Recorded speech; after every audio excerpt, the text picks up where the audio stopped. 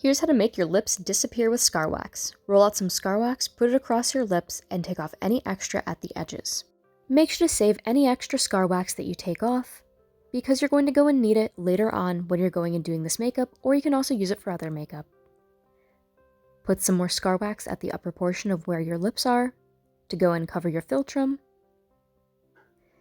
Continue to go and take off any extra at the edges. Use some petroleum jelly over the Scar Wax and blend out the edges by using a circular motion at the edges.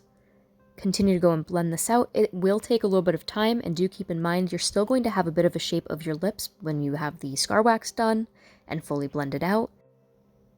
And as you do this, continue to stretch it downwards. Go and remove any extra petroleum jelly with a paper towel. Tap the Scar Wax. Continue to go and do this so you have all of the shine off, and now your lips are concealed. This makeup is actually a little bit creepy, and to be completely honest, also it does just look really weird. But if you're looking for pretty simple makeup to do for Halloween, maybe this is something that'll inspire you. Thank you for watching.